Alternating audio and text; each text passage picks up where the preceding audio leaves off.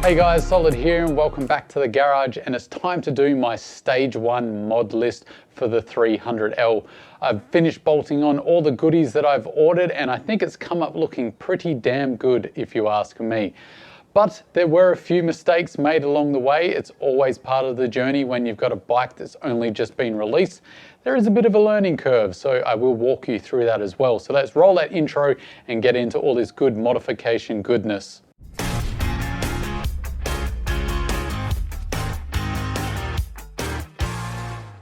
So let's address the color of the handguards behind me, because I know a few of you are probably scratching your heads right now going, what the hell have you done? Why didn't you go for red or white or black? It would look so much better. And to you, I say, I really like the color yellow for a few reasons. 1, it stands out. 2, it's the color theme of the channel. And 3, I always like doing things a little bit differently. Life is too short to be boring and do what everyone else does. I like to do things a little bit differently here and there. So this certainly will stand out, and I think I've pulled this one off. I quite like the look of it, matching the red and the black of the rest of the bikes. That's why I went with the color yellow, to stand out, to match the theme of the channel colors, and because I'm a bit of a weirdo. So those are your reasons. So the next major item on the stage 1 mods list, I think, for crash protection is obviously a bash plate, and the good one. So I've gone with the B&B Off Road bash plate. This one's in black, which I think really sets off the rest of the bike. It looks fantastic. I'll give you a wide angle view as I'm talking you through this. Why did I choose B&B Off Road? Well, I've had them on 2 of my previous off-road motorcycles, and each time they stood up to the test of time. I really have put this through its paces on other bikes, so I trust the brand. It's also nice that they're an Australian company, and I like helping out local business if I can. So those are the reasons why I've gone with the B&B Off-Road bash plate. So thanks to the guys for getting it out to me so quickly. So I think a bash plate, to reiterate, is an absolute necessity as part of your stage 1 modifications. That is the first modifications you do to your off-road motorcycle, be it an adventure bike or a dual sport. If you're intending to go off-road, get a bash plate. You're going to need it. Another item that is in my stage 1 list is always a top rack. Basically because I need some way of carrying some tools up here on the back of my bike. Generally, I can fit a little tool bag on the back of the fender here, but if I can help it, I really like having a top rack instead, as it's a little more structurally rigid. It also means that when I'm doing a multi-day adventure trip, I can put all my bags on here and still go camping. So the top rack is very important for me and a necessary stage 1 item. Now, this here is the B&B Off Road top rack. I think it's probably the best offering I've seen this early in what accessories are available for the CRF300L, but I'm certainly not 100% happy with it. This is more a temporary option. I am really secretly waiting for the Skaggs Moto billet rack. I really like those style of racks, but this is going to be good enough for the interim. So let's have a closer look at why I don't particularly like this so much. So my main frustration with the rack here is basically the mounting point here. Now this really isn't a criticism of just B&B Off Road. All the racks I've seen do bolt into where the seat is held on, which you can see is going to be a bit of a complication, because every time you need to get to the good old battery, or maybe you need to remove your seat, you're going to have to remove this section here. Now you don't have to undo this, you can just loosen it and the rack will fold out and allow you to just only have to undo these 2 bolts. But what I've found that is really frustrating about the B&B in particular is that on the website it did look like this section here was one piece all the way to the seat. Now that's not actually the case. As you can see, there is a spacer here, so this is 2 pieces.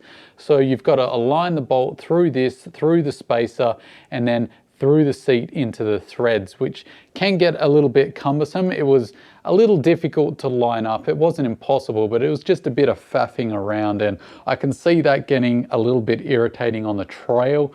So that's why I'm talking about this rack being a temporary fix for me. mainly because it goes through the seat as I've shown you. So it is a well manufactured rack. You've got your Rotapax mounts here. It certainly is the business. The quality is really nice. It's just the fact that there's those spaces there. I think it would have been far better if B&B had figured out a system of getting this all the way in without the spacer, but I understand that they were very good in getting this out to the market so quickly. So it is a minor gripe, but I would have liked to have seen a one piece there. For now, this rack is going to serve me pretty well. Let's just hope that I don't need to remove the seat too much. So the next item on my stage mod list is one I actually see being forgotten by a lot of new riders in particular, and that is a rear master cylinder guard. Now, given some bikes do come with covers already, the DRZ400 for instance, it comes with a stock cover, which I think is absolutely fantastic. It does actually frustrate me when a manufacturer sells an off-road motorcycle without a cover. So Honda, I think you lose marks for being a little bit stingy there, but the WR250R was the same. So, you know, it is what it is.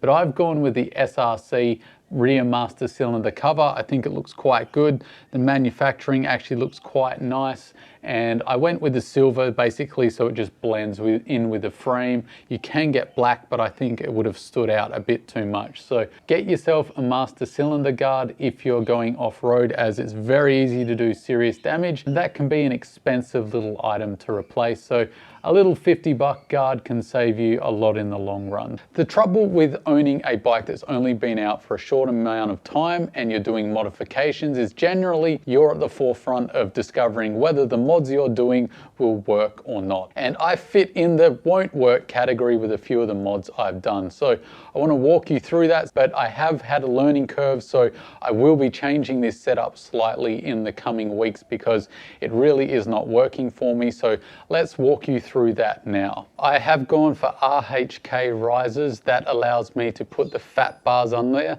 The bars I'm using are the KX high bend bars, and they're the fat bar kind. So that hasn't been the greatest idea on my part. Now, those are the bars I always try and use on my off-road bikes. It's just the bend I like, it suits my height, and I just really like them. And I generally go for the fat bars just because they're a little more rigid in a crash and I don't have to have that brace bar over the top.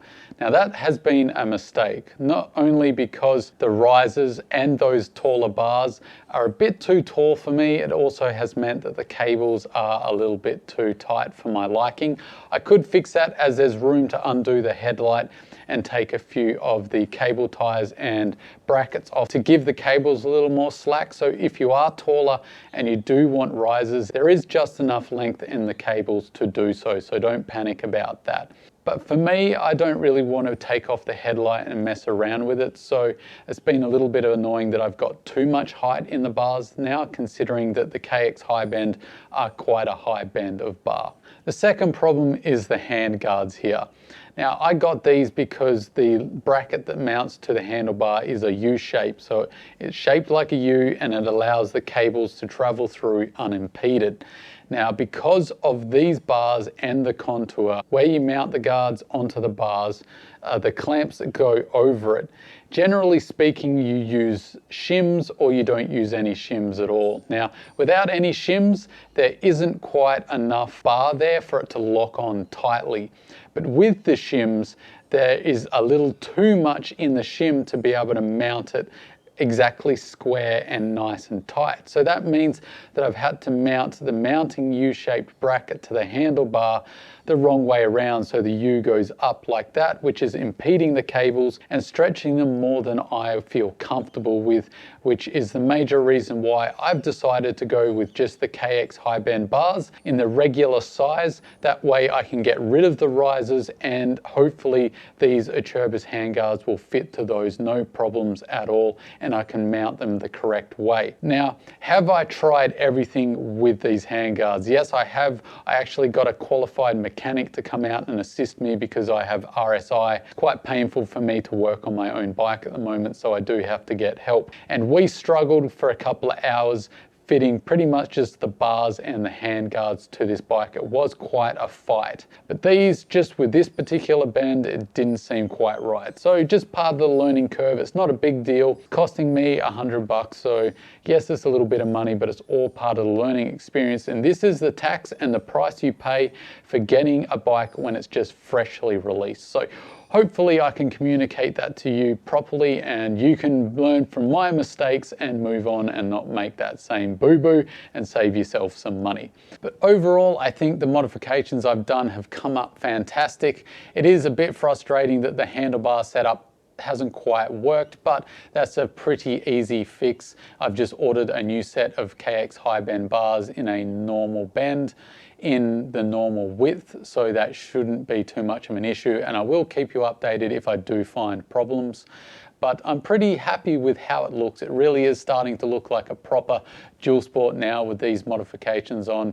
I really like the way the yellow sets off the red, so I'm quite happy with my decision so far, except for the fat bars with these hand guards. But otherwise, it's been pretty easy and smooth sailing. So that's about it for this video, guys. Let me know your thoughts about the modifications I've chosen or any modifications you think I absolutely should do to my bike in the future. I'd love to hear your thoughts. A big thank you to the support lately on the channel. It's really been growing, so thanks a lot to all the new subscribers and to the old faithful that have just stuck around over all these years to watch my crazy exploits and mistakes. So thank you to everyone that makes this community fantastic. So until next time, don't forget to stay shiny side up, and I'll catch you in the next video. See you later, guys.